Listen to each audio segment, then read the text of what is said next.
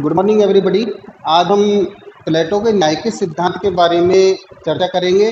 जैसा कल मैंने प्लेटो के जीवन परिचय को आपको बताया था और ये बताया था मैंने आपको कि उनका प्रमुख ग्रंथ रिपब्लिक है और रिपब्लिक में उन्होंने किन किन प्रकार के सिद्धांत या विचारों का निरूपण किया था, प्रतिपादन किया था। वो जो सिद्धांत है वो मैंने आपके साथ में बताए थे। अब उन सिद्धांतों के बारे में हम सूक्ष्म से चर्चा करेंगे कि प्लेटो का न्याय का सिद्धांत क्या है। ये बिल्कुल स्पष्ट है कि प्लेटो इतना बड़ा चिंतक नहीं बनता। केवल और केवल एक घटना ऐसी उनके जीवन में हो गई थी कि उस घटना से वो अत्यधिक क्षुब्ध और कुंठित हुए थे और आखिर में उनका जो चिंतन है वो रिपब्लिक में एक बहुत व्यापक या विस्तृत बन गया था। वो प्रमुख घटना थी 399 ईसा पूर्व में उनके गुरु सुकरात की विष देकर हत्या करवा देना। इस घटना का प्लेटो के मन और मस्तिष्क पर बहुत गहरा प्रभाव पड़ा था और उन्होंने ये निष्कर्ष निकाल लिया था कि जब तक राजा विवेकवान नहीं होगा तब तक ऐसे मनीषी रत्नों की हत्याएं या मृत्यु है वो पूरी तरीके से राजाओं के द्वारा करवा दी जाएंगी, कर दी जाएंगी और ऐसे में राज्य को एक बहुत बड़ा जो नुकसान है वो होता रहेगा। इस वजह से उन्होंने रिपब्लिक में जो प्रमुख ग्रंथ हैं, वो प्रमुख विचार हैं, उन विचारों का प्रतिपादन किया था। उन विचारों में ही हम उनका जो सबसे पहला विचार है, धारणा है या सिद्धांत है, वो है प्लेटो के न्याय का सिद्धांत। इसके बारे में अपन अध्ययन करेंगे। क्या प्लेटो ने जो न्याय का सिद्धांत दिया था ये उनका एक मौलिक सिद्धांत था। जहां हम जब प्लेटो के न्याय के सिद्धांत की बात करते हैं तो तात्कालिक जो एथेंस है, ये यूनान है, उसमें न्याय का जो सिद्धांत है उसको दो भागों में हम पूरी तरीके से बांट कर चलते हैं। एक तो इसमें है प्लेटो के न्याय का प्लेटो से पूर्व प्रचलित न्याय का सिद्धांत।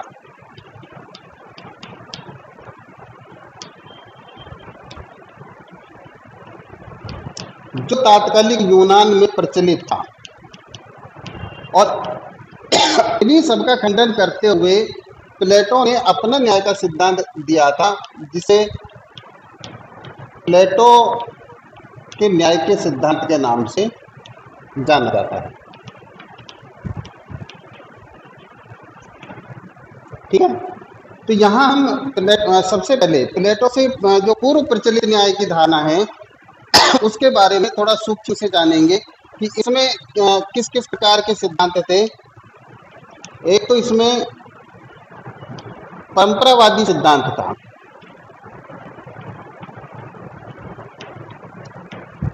एक इसमें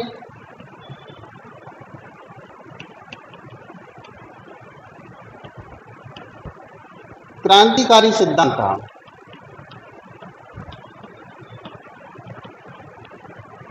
और एक इसमें न्याय का उग्रवादी सिद्धांत था। यहाँ पे कुछ ऐसे विचारक थे जिनमें थ्रेसिमैक्स,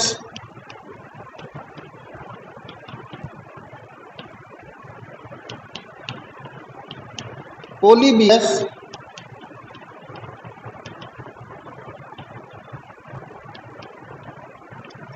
सेफेलस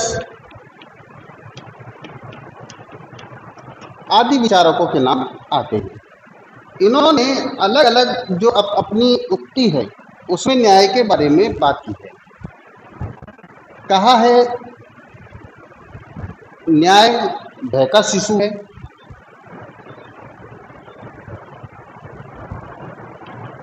अब ये जो प्रचलित सिद्धांत थे, ये प्रचलित सिद्धांतों का प्लेटो ने पूरी तरीके से खंडन किया था और खंडन करते हुए उन्होंने अपना जो न्याय का सिद्धांत है उसको उन्होंने बता दिया था। अकॉर्डिंग टू प्लेटो के जस्टिस थ्योरी क्या है, उसमें हम यहाँ एक एक बिंदु है उसको देखेंगे और उसी के आधार पर हम जानेंगे कि प्लेटो के न्याय का सिद्धांत क्या है। सबसे पहली जो बात आती है वो आती है मानव आत्मा के 3 गुणों को स्वीकार करना, ये न्याय है। मानव आत्मा के 3 गुणों को स्वीकार करना ही न्याय है। प्लेटो ने यह माना था कि मानव की आत्मा में 3 प्रकार के गुण होते हैं, और ये जो 3 प्रकार के गुण हैं उसमें उन्होंने एक गुण बताया था विवेक का, दूसरा इसमें गुण बताया था उन्होंने साहस का, और तीसरा वाला गुण जो है वो बताया था इसमें तृष्णा का। तो मानवीय आत्मा में ये 3 प्रकार के गुण मौजूद होते हैं, और इन तीनों ही प्रकार के गुणों को व्यक्ति स्वीकार करे, समाज स्वीकार करे, यही न्याय है। दूसरा जो बताया था उन्होंने वो बताया था कि 3 वर्गों को स्वीकार करना, 3 वर्गों को स्वीकार करना ही न्याय है। समाज में 3 गुणों के आधार पर 3 प्रकार के वर्ग बनते हैं, और ये तीनों ही वर्गों को समाज को स्वीकार करना चाहिए, राज्य को स्वीकार करना चाहिए, यही न्याय है। अब ये जो 3 वर्ग हैं वो प्लेटो ने बताए हैं। ए वाला तो बताया उन्होंने विवेक का, या हम ये कहें दूसरे शब्दों में इसको, एक वर्ग है दार्शनिक राजा,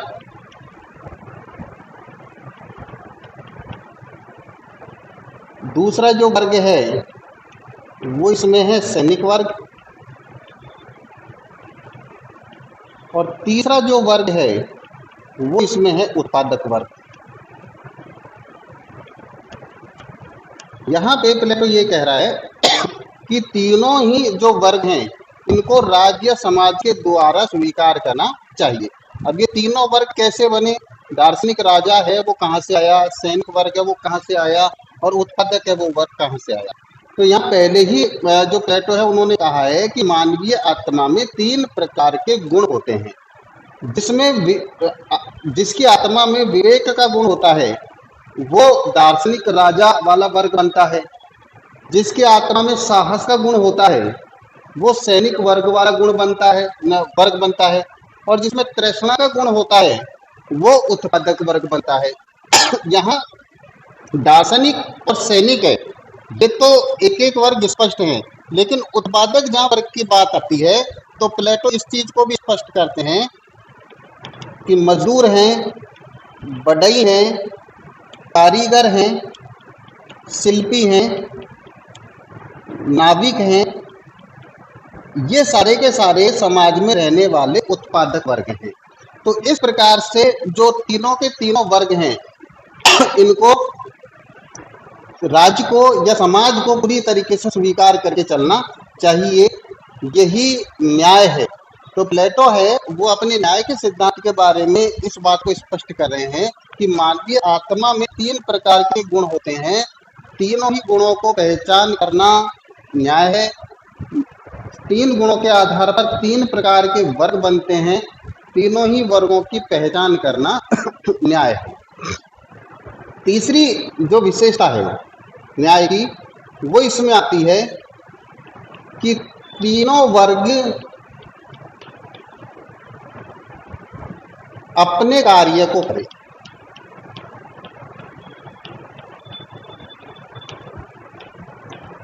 यानी कि जिस प्रकार का जो गुण है और उस गुण से जिस प्रकार का वर्ग बना दिया उसको वही कार्य करना चाहिए, किसी अन्य प्रकार का कोई कार्य उसको नहीं करना चाहिए। जैसे दार्शनिक राजा है ये क्या करे? ये राज्य में शासन करे। सैनिक वर्ग है वो क्या करे? ये राज्य की सुरक्षा करे। और जो उत्पादक है वो क्या करे? समाज में जितने भी वर्ग हैं उनकी सेवा प्रदान करे।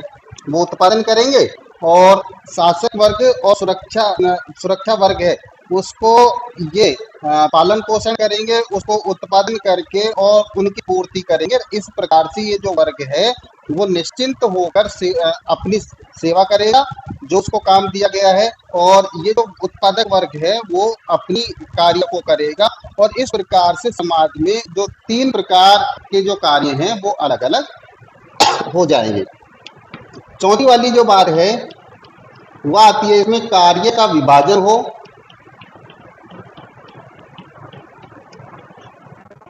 वह अहस्तक्षेप।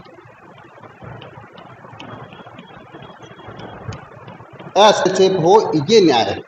यानी कि समाज में 1, 2 और 3 ये 3 प्रकार के जो वर्ग हैं वो बना दिए गए हैं। अब 3 प्रकार के वर्गों से ये स्पष्ट कर दिया कि इनका कार्यों का विभाजन हो गया। इनके जो कार्य हैं उसकी परिधि सीमा बांध दी गई है, वो इस काम को करे। यानी कि जो दार्शनिक वर्ग है वो शासन करने के काम को करे, और जो सैनिक वर्ग है वो सुरक्षा करने के काम को करे, और उत्पादक वर्ग है वो उत्पादन करने के काम को करे। तो ये कार्यों का विभाजन हो गया। इस कार्य के विभाजन से एक चीज आती है यहाँ पर, ये एक चीज और इसमें सम्मिलित करें कि विशेषीकरण हो, स्पेशलाइजेशन।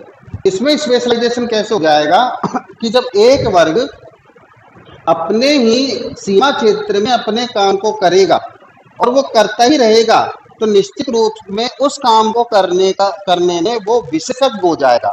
तो ऐसी स्थिति में ये विशेषीकरण विशेषज्ञता का सिद्धांत भी है, ये न्याय है। तो कार्य का विभाजन होना चाहिए। कोई भी एक वर्ग है वो सभी प्रकार के काम को न करे, ये न्याय नहीं होगा, ये अन्याय होगा। अपितु अलग अलग वर्ग हैं वो अलग अलग प्रकार के कामों को करें, ये न्याय होगा। और इसी के साथ में जब वो अलग अलग कामों को करेंगे तो उनमें विशेषीकरण होगा, तो ये न्याय होगा। और तीसरी बात है इसमें हस्तक्षेप होगा। तो यहाँ जो हस्तक्षेप है वो इस रूप में हो जाएगा कि ये जो विवेक वाला वर्ग है, दार्शनिक वर्ग है, ये तो इस वर्ग में किसी प्रकार का कोई इंटरफेयर नहीं करेगा। तो यानी कि ये दोनों वर्ग हैं वो इस वर्ग में इंटरफेयर नहीं करेंगे, ये जो दोनों वर्ग हैं उसमें ये इंटरफेयर नहीं करेगा, और इस वर्ग में ये दोनों के दोनों को इंटरफेयर नहीं करेंगे। तो इस प्रकार से जब एक दूसरे के कामों में किसी प्रकार का कोई इंटरफेयर नहीं होगा तो वही प्लेटो के अकॉर्डिंग क्या है, न्याय। यानी कि समाज में जो वर्ग हैं वो वर्ग अपने अपने कामों को करे, वो विशेषीकरण हो जाएगा उनमें, और एक दूसरे के कामों में किसी प्रकार का कोई हस्तक्षेप न करे। 5वां वाला जो सिद्धांत आता है वो आता है इसमें स्त्री पुरुष की समानता हो, ये न्याय है। यहाँ पे जो प्लेटो है तो ये कहते हैं कि समाज में स्त्री और पुरुष है उसे समानता होनी चाहिए, तब न्याय है। अगर स्त्री और पुरुष में असमानता होगी तो फिर किसी भी प्रकार का न्याय न होकर वो अन्याय हो जाएगा।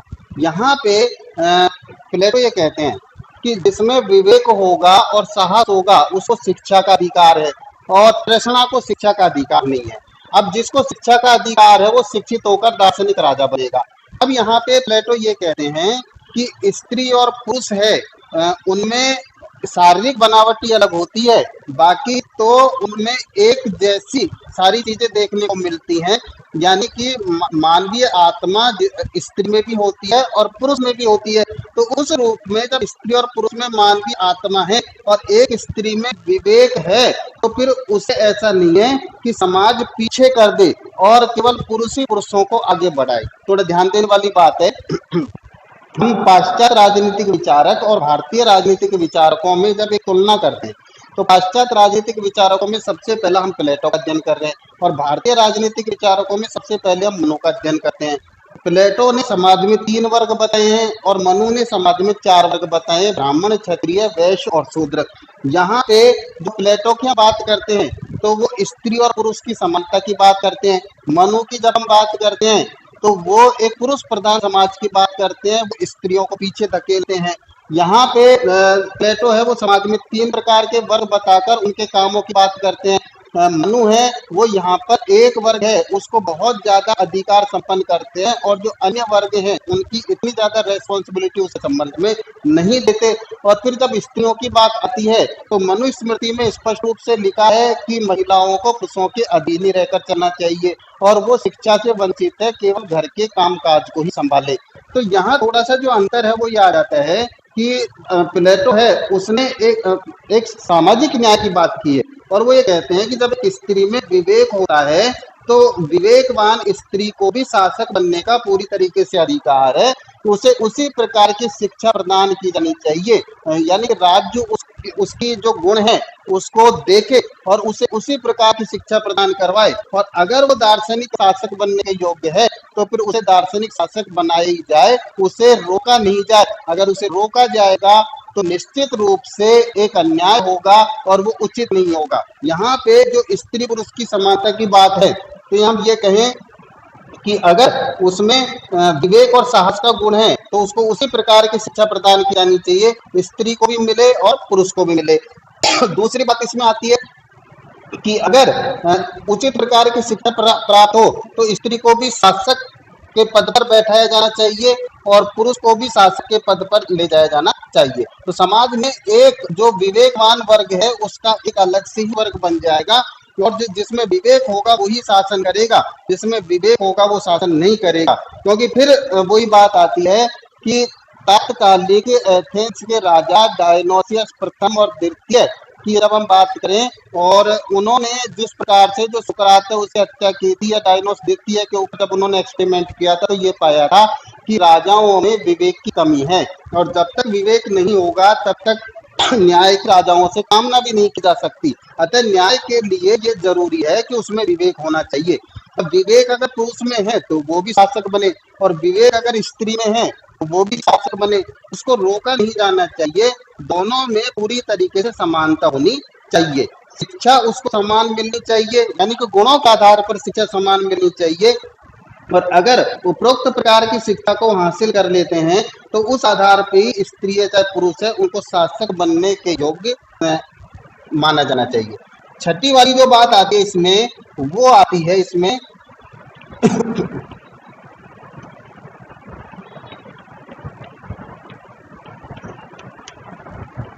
संतानोत्पत्ति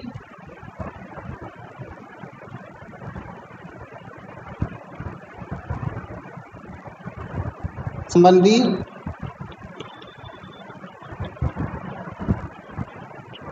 विचार। इसमें यहाँ प्लेटो ये कहते हैं कि संतानोत्पत्ति के संबंध में ये देखा जाना चाहिए कि एक शासक स्त्री का शासक पुरुष है, उसी को सीमित दायरे में रखते हुए उन्हीं को ये छूट प्रदान की जानी चाहिए, क्योंकि उनका ये मानना था कि विवेक के विवेक ही उत्पन्न होता है, और इस रूप में जब विवेक के विवेक होगा तो निश्चित रूप से वहाँ एक न्याय की भावना आएगी। और अगर विवेक अलग जाकर किसी प्रकार का काम करेगा तो वहाँ समाज को न्याय प्रदान नहीं होगा। तो ऐसी स्थिति में यहाँ पर जो प्लेटो है वो इस बात को कहते हैं कि समाज में जो वर्ग होते हैं उन्हीं को उसी प्रकार का जो कार्य है वो देना चाहिए और उसी प्रकार का कार्य उनसे करवाया जाना चाहिए। एक बार अपन फिर शॉर्ट में इसको देख लेते हैं कि मानव आत्मा में 3 प्रकार के गुण होते हैं, विवेक, साहस और तृष्णा। इनको पहचाने यही न्याय है। 3 प्रकार के वर्ग बनते हैं, इनको स्वीकार करें। ये तीनों ही प्रकार के वर्ग गुणों के आधार पर बनते हैं। जिसमें विवेक का गुण होता है वो शासक बनता है, जिसमें साहस का गुण होता है वो सैनिक बनता है, जिसमें तृष्णा का गुण होता है वो उत्पादक बनता है। मैंने उत्पादक वर्ग बताया आपको, मजदूर, बढ़ई, कारीगर, शिल्पी, नाविक, ये आदि उत्पादक वर्ग है। तो ये 3 प्रकार के जो वर्ग हैं उनको स्वीकार करना चाहिए, ये न्याय है। तीसरी वाली बात बताई कि तीनों ही वर्ग अपने अपने कार्य को करें, किसी दूसरे के काम को न करें, ये न्याय है। चौथी वाली बात आती है कि कार्य का विभाजन होना चाहिए, जिस कार्य को जिसे दे दिया गया है वो उसी कार्य को करे, दूसरे के कार्य को न करे।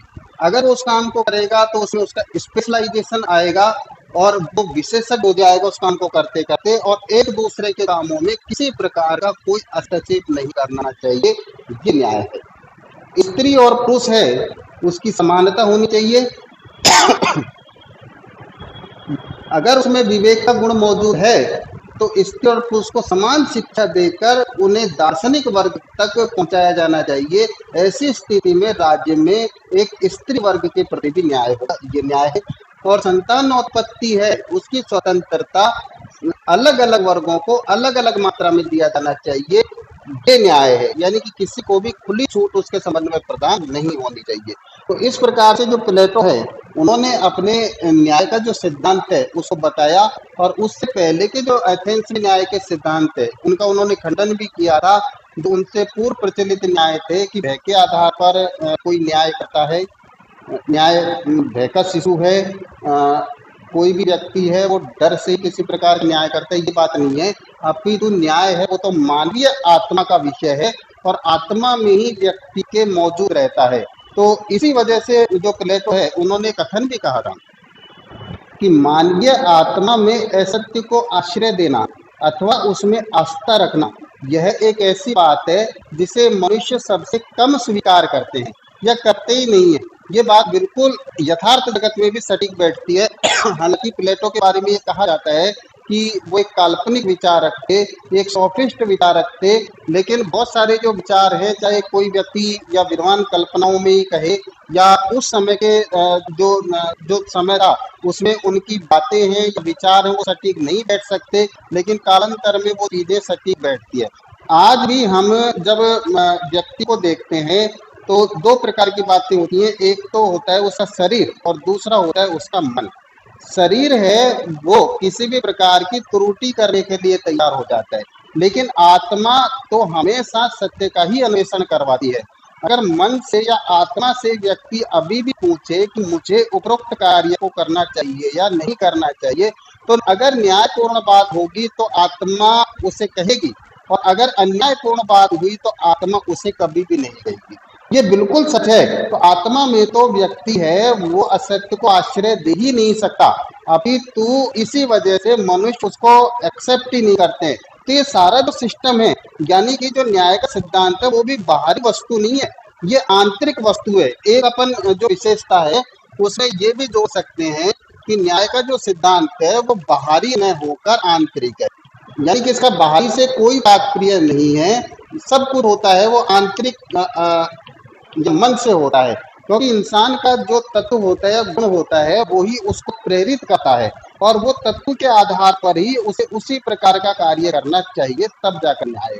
तो यहाँ प्लेटो ये कहना चाहते हैं कि एक जो राजा के पद पर बैठेगा, शासक के पद पर बैठेगा, वो कमियां तब नहीं करेगा जब उसमें उचित शिक्षा होनी चाहिए, और शिक्षा प्रदान करने के बाद में जैसा उसके गुण होगा वो गुण के आधार पर ही आगे बढ़ेगा। और जब वो शिक्षा प्रदान करने के बाद में एक व्यावहारिक ज्ञान प्रदान करने के बाद में, और जब वो शासक के पद पर बैठेगा तो फिर वो उस प्रकार की कोई गलती या त्रुटि नहीं करेगा जैसी उसके गुरु के संबंध में कर दी गई थी, यानी कि सुकरात को विष देकर हत्या करवा दी गई थी। एक शिक्षित व्यक्ति होता है, एक बुद्धिजीवी व्यक्ति होता है, एक विवेकवान व्यक्ति होता है, एक आत्मिक विकास वाला व्यक्ति होता है, वो बुद्धिजीवियों को या शिक्षितों को सम्मान ही देता है, उनका अपमान नहीं करता, और वो निश्चित रूप से उन्हें राज्य में प्रतिष्ठित पदों पर या महत्वपूर्ण भूमिका की जिम्मेदारी देता है, उनकी हत्या नहीं करवाता। ये इस वजह से हो जाता है कि जब शासक में विवेक नहीं होता, जब शासक में अज्ञान होता है, जब शासक शिक्षित नहीं होता, तो निश्चित रूप से वो कभी भी ज्ञानियों को, शिक्षितों को सम्मान प्रदान नहीं करेगा। तो इसी वजह से प्लेटो का ये कहना था कि इस कमी को दूर करने के लिए और मानवीय आत्मा का विकास करने के लिए तभी न्याय हो सकता है। तो उन्होंने ये बताया कि जब हम कहें कि व्हाट इज जस्टिस, तो फिर हम उपरोक्त जो विचार हैं उनको स्टडी करने के बाद ही ये कहेंगे कि दिस इज जस्टिस, ये न्याय है। इस आधार पर जो प्रत्येक व्यक्ति है उसको चलना चाहिए, तब जाकर एक न्याय की जो भावना है वो पूरी तरीके से राज्य में विकसित हो पाएगी, और वहाँ किसी भी प्रकार की कोई त्रुटि नहीं होगी, वहाँ किसी भी प्रकार का कोई अन्याय नहीं होगा। धन्यवाद। आगे आप और अध्ययन करते रहिएगा, निरंतर अपन अध्ययन करवाते रहिएगा।